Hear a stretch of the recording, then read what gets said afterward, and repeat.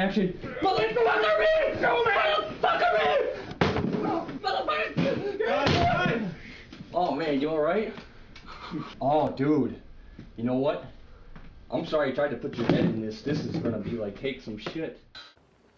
To me, the great hope is that now these little 8mm video recorders and stuff are coming around. Some just people who normally wouldn't make movies are going to be making them, and you know, suddenly one day some little fat girl in Ohio is going to be the new Mozart, you know, and make a beautiful film with her little father's camera recorder. And for once, the so-called professionalism about movies will be destroyed forever, you know, and it'll really become an art form.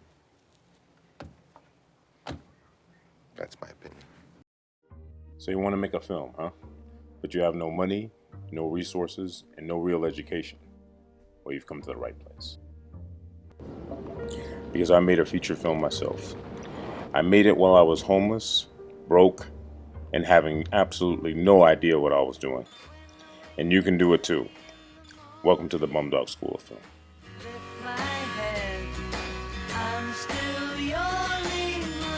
Is that your name? Bumdog? No. Bumdog? How'd you get that name? I'll explain that later.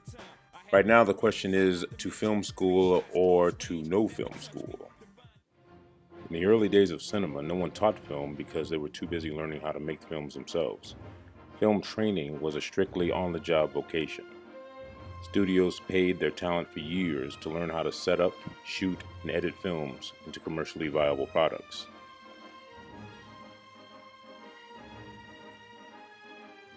It was in the 1960s that colleges finally began to offer courses in theory, criticism, and eventually movie making itself. And a certain dynamic was changed. Instead of studios paying people to make films, people paid colleges to teach them how to make films. At the time, for students, it worked out very well, as tuition at top colleges could average around $1,000 to $2,000 a year.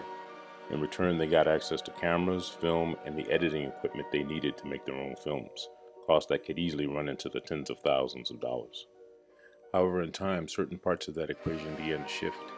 As an increasing number of people became interested in film, students seeking an education increased dramatically, and the prices of college expanded exponentially, to the point that by the late 80s, a USC film school cost $20,000 a year, although by then you could actually make a feature film for $20,000.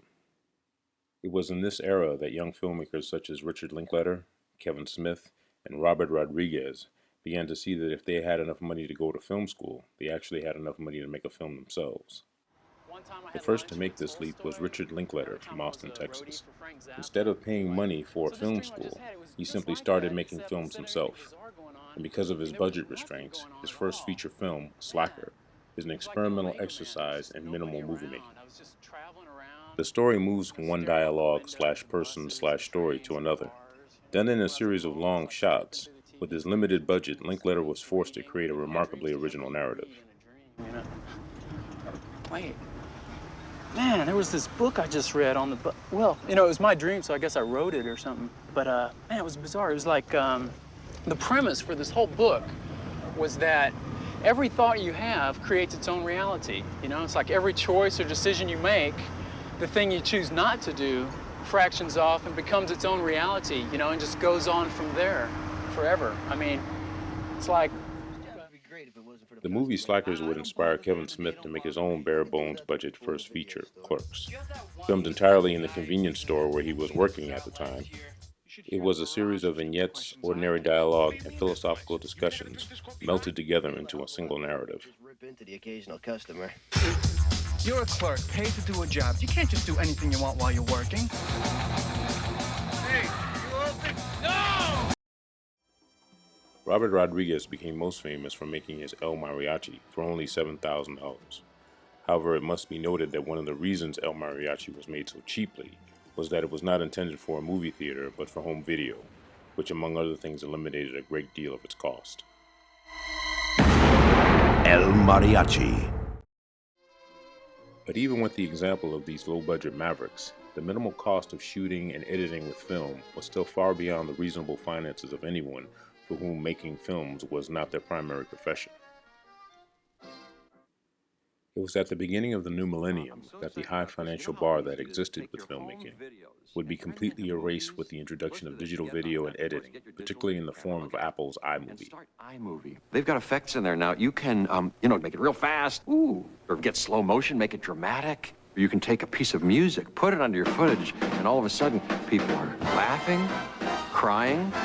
I don't know, whatever you want. I've got cheesy ideas, but you'll do something creative that'll make you want to go, ooh, let's watch that again and again and again and again. And this is where I came in. Hello, my name is Bumdog Torres. I'm a writer, filmmaker, and career homeless bum.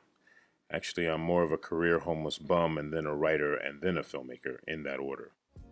In 2004, I was sleeping in a parking lot in downtown Los Angeles when I saw a demonstration of Apple's iMovie and realized that movie making had come down to the masses. And that with this new technology, there was no longer any insurmountable financial obstacle to overcome, to the point where even someone who was as homeless, penniless, and uneducated as myself was capable of making a feature-length film. So that's exactly what I went about doing. Piece by piece, a few minutes here, a few minutes there, frame by 29.98 digital frame at a time. From the moment I thought up the idea to when I finished my 2.5-hour movie, it took me 3 years almost exactly to the day. I called it Sketches of Nothing by Complete Nobody. Sketches of Nothing by Complete Nobody. Sketches of Nothing by Complete Nobody? What's that about? Sketches of Nothing by Complete Nobody. There was no hope of it coming And in case you haven't realized it yet, no, I never went to film school. In fact, I dropped out of school after the 7th grade. And I never seriously looked through a video camera before I started this movie. I learned everything it takes to make a movie with absolutely nothing, while I was making this movie with absolutely nothing. So now you might be asking yourself, how can some career homeless bum teach how to make a film? Well, for one thing, this career homeless bum actually made a film. And I did it with less resources than 99% of the people who are watching this now. And if I can do it, then you have no excuses.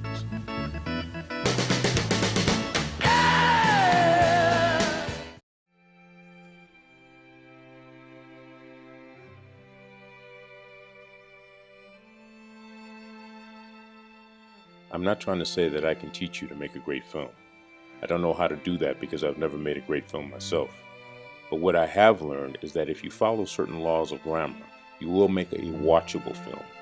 Whether that will actually be good or great will hinge on circumstances beyond anyone's control. Make no mistake, the fact that great movies get made is not an accomplishment, but a metaphysical miracle. That is something you will have to learn somewhere else. But a film class I can teach.